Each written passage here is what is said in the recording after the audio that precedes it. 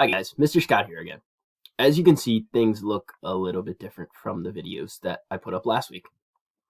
Mrs. Miller and I are working on a couple new instructional strategies, and part of that is some review of the material that you've done so far. Some of you guys have asked for it, so here it is.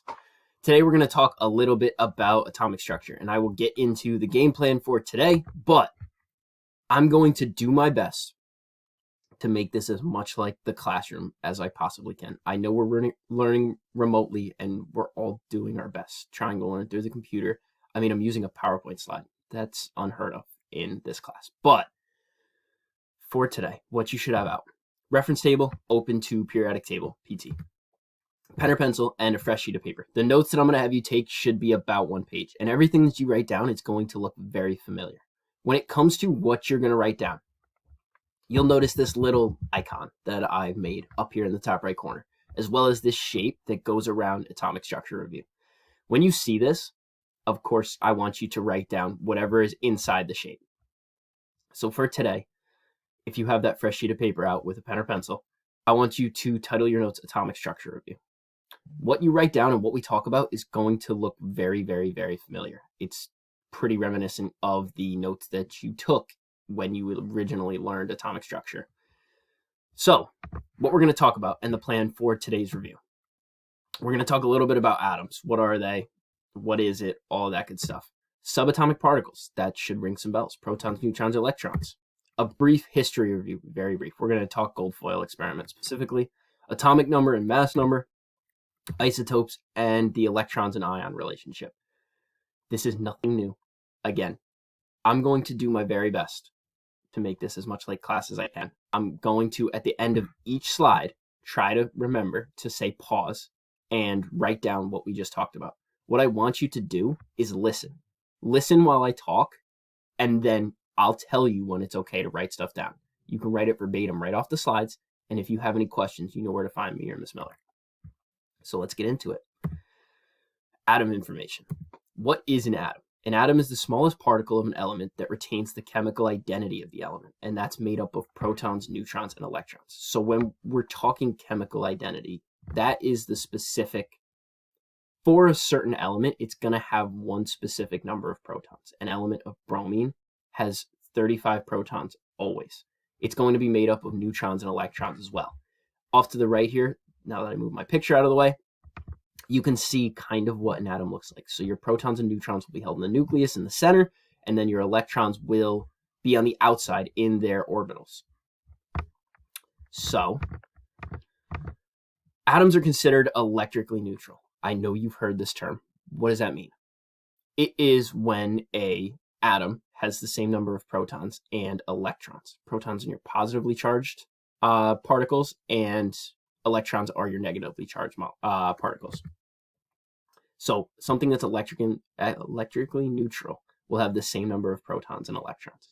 If you go back to the example from the homework that you did last week, bromine atom is electrically neutral because it has 35 protons and 35 electrons. Now would be the time to pause the video and write down what I have here. Write it down just like you would in class. Okay, subatomic particles. As you can see, I don't have the write down icon anywhere on here, so I don't want you to write. Just listen to me for now. Your subatomic particles are protons, neutrons, and electrons, as we talked about. You know the electrical charge. This is nothing new. Protons have a +1 charge, while neutrons have no charge, and electrons have a -1 charge. So when we were talking about electrically neutral, something that has 35 protons, that would be +35, and then the 35 electrons is -35. 35 minus 35 gives you 0. So that would be electrically neutral. When it comes to talking about the mass of these subatomic particles, protons and neutrons are very similar at about 1 atomic mass unit, which is a unit made up to simplify the masses of these. Whereas an electron, we say it has no mass. And it has no mass because it's so much smaller than protons and neutrons that it doesn't have an effect on what's going on with the attraction between the two of them. Where are they found? The protons and neutrons are found in the nucleus, and then, this is a little bit out of the screen, but your electrons are found in the orbitals on the outside of the nucleus. The people that discovered it, we're going to talk a little bit about it. I originally had Thomson in here and the plum pudding model, but I took it out. So for now, we're just going to worry about the gold foil experiment. So here it goes. Ernest Rutherford, he fired a helium nuclei at a piece of gold foil, which was only a few atoms thick, and they found that most of those nuclei passed through, but about 1 in 10,000 actually hit its mark. So what does that mean? When this was fired, this helium nuclei, Ernest Rutherford found out that atoms' positive charge is concentrated in the nucleus. So, of course, your protons and neutrons are in the nucleus, and the protons contain your positive charge. So your positive charge is concentrated there in the center in the nucleus. They also found out that the proton is positive, and versus the charge of an electron, which is negative. As well, what I talked about with the mass in the last slide, the mass of a proton is 1,840 times the mass of an electron. So it's so much larger that the mass of the electron is insignificant with comparison to that of the proton and the neutron. This is the time. Pause the video. Write down what we have here. So moving on. I've already talked a bunch about it and referred to it numerous times, and I know that this isn't new information, but my pictures. Hogging it up. Okay, so the location of these subatomic particles. Rutherford's new evidence allowed him to propose a more detailed model with a central nucleus. That central nucleus is the protons and neutrons that you see here. He suggested that the positive charge was in the central nucleus, and the positive nucleus holds the electron in place by electrical attraction. So if this cloud is where the electron is orbiting, the reason that that electron is staying in its orbit is because it's attracted to the positive charge of the protons in the nucleus. There's nothing to write down here, so don't worry about it.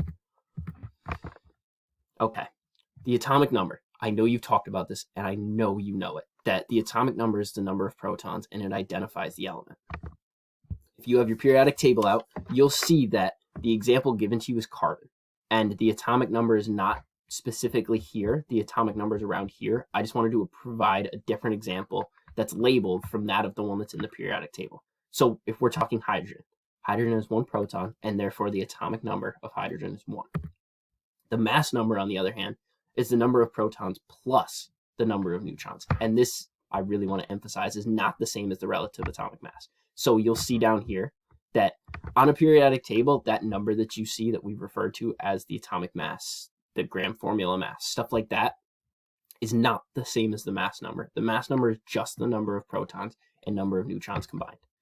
We're going to talk a little bit about nuclear charge, and that comes from protons and electrons. This would be the time, pause the video, write down what I have in this box. You do not need to write down what is down here. Okay, isotopes. So stick with me for this slide. There's going to be a lot of stuff that pops up, and I'm going to explain it all as it comes. Specifically, though, isotopes are atoms of the same element that have different masses due to varying numbers of neutrons. So you'll see we're going to talk about helium isotopes. In the notes that you took back in September, I know that Miss Miller loves to use the hydrogen example because there's 3 different isotopes. I chose to use helium to change it up a little bit. These blue circles are going to represent protons, while the red circles are going to represent the neutrons. This circle right here that I have is going to represent the entire atom, the atom of helium. So the first isotope of helium that we're going to talk about is one that has 2 protons, of course, because helium always has 2 protons. If you look at the periodic table, find helium, it is number 2, has an atomic number of 2, meaning it has 2 protons. The first isotope that we're going to talk about is 2 protons and 1 neutron. So what does that make the mass number? If the mass number is the number of protons plus the number of neutrons, you would get a mass number of 3. This is just one way of writing that we're talking about a helium isotope with a mass number of 3. I'm going to get into and specifically explain these notations again, but for right now, put a pin in it. We're going to talk about it in a little bit. There you see that it's 3/2. So the mass number is 3, the number of protons is 2, always for helium. The other way that you could see it is through hyphen notation. So this right here is your nuclear notation, while this is your hyphen notation. Again, I'm going to get into those specifically later on in this slide. So what we just talked about is This helium isotope specifically has a mass number of 3, meaning that it has 2 protons because helium always has 2 protons, and therefore you can find the number of neutrons, 1, because the mass number is 3. The next isotope that I want to talk about is this one. So the one that has a mass number of 4. What does that mean? That means that, of course, you know that there are going to be 2 protons always in a nucleus of helium. But with a mass number of 4, how many neutrons are you expecting to see? It's 2 neutrons, as you can see here. And this is kind of the layout of mass number and then the number of protons and number of neutrons. So I told you I would talk about hyphen notation versus this, the nuclear notation. So I took this example over here off to your right, and you can see that the hyphen notation is right here. So what does that mean? You'll see that line, and then this He is the symbol. Right off the periodic table, He is the symbol for helium. So in the hyphen notation, you will see the symbol dash a number. That number is going to be your mass number. And again, the mass number is the number of protons plus the number of neutrons. Nuclear notation is a little bit different. I'm just going to get this out of the way.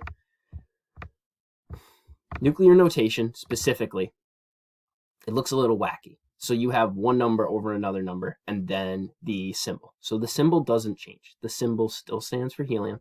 And this number, we talked about it a little bit in the example, but this 4, the 4 on top, the number on top, stands for the mass number, as you can see here. The mass number is always going to be on top in the nuclear notation. Then what's the bottom number? Of course, that would be the atomic number, or the number of protons in the nucleus of helium. This is all stuff that you've seen before, and this nuclear notation could possibly be a little bit of foreshadowing for some nuclear material that could be upcoming in the future.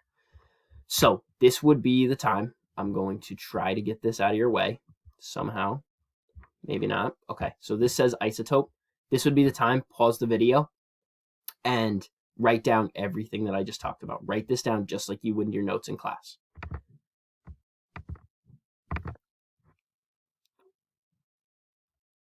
Okay. So, talking about electrons and ions. I'm going to get out of the presentation mode for this. And when we're talking about the electrons and ions, this is stuff that you've seen, so I'm going to go through it fairly quickly. But with regards to this, when you're looking at something like this table, you know that what the charge is. I'm telling you that in your ion symbol, what the charge is. So the charge on lithium, it's +1. What does that mean?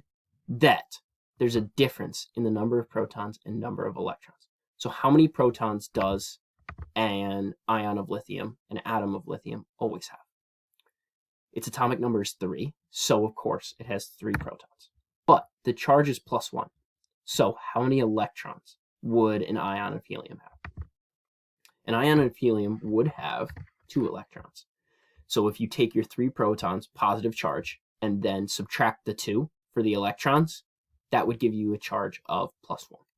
Again, this is nothing that you've seen before, so I'm not doing the math out, but if you have questions on it, please ask me. Now let's go to chlorine. How many protons does chlorine have?